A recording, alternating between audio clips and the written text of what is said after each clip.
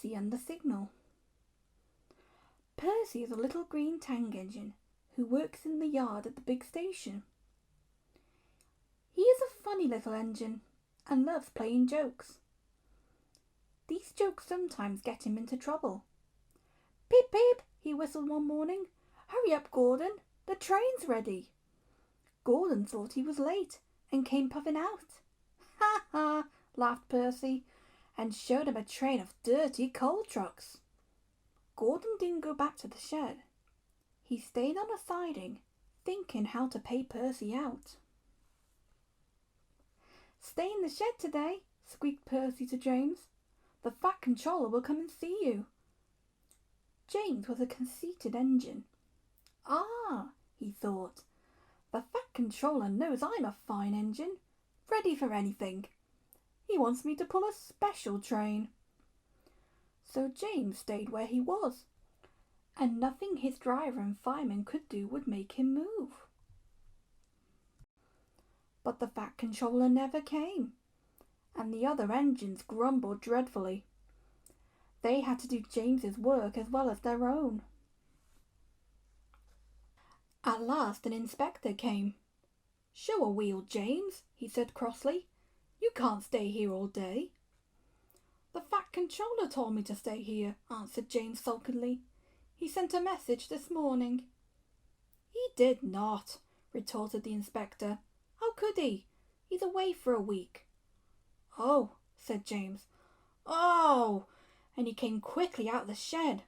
"Where's Percy?" Percy had wisely disappeared. When the Fat Controller came back, he did see James, and Percy too. Both engines wished he hadn't. James and Gordon wanted to pay Percy out, but Percy kept out of their way. One morning, however, he was so excited that he forgot to be careful.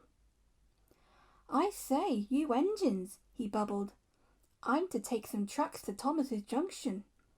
The Fat Controller chose me specially. He must know I'm a really useful engine." "More likely he wants you out of the way," grunted James. But Gordon gave James a wink, like this. "Ah, yes," said James. "Just so you were saying, Gordon?" "James and I were just speaking about signals at the junction. We can't be too careful about signals. But then, I needn't say that to a really useful engine like you, Percy." Percy felt flattered. "Of course not," he said. "We had spoken of backing signals," put in James. "They need extra special care, you know. Would you like me to explain?" "No, thank you, James," said Percy airily. "I know all about signals." And he bustled off importantly. James and Gordon solemnly exchanged winks. Percy was a little worried as he set out. "I wonder what backing signals are," he thought. "Never mind, I'll manage. I know all about signals." He puffed crossly to his trucks and felt better. He saw a signal just outside the station. "Bother," he said. "It's a danger." "Oh, oh, oh!" screamed the trucks as they bumped into each other. Presently the signal moved to show line clear. Its arm moved up instead of down.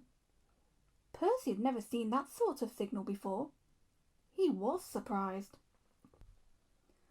Down means go, he thought, and up means stop. So, upper still must mean go back. "I know! It's one of those backing signals! How clever of me to find that out!" "Come on, Percy," said his driver. "Off we go."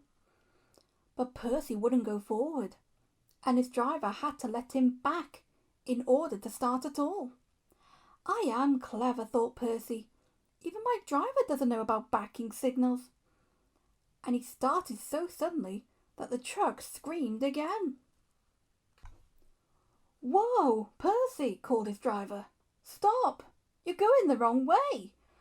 But it's a backing signal, Percy protested, and told him about Gordon and James. The driver laughed and explained about signals that point up.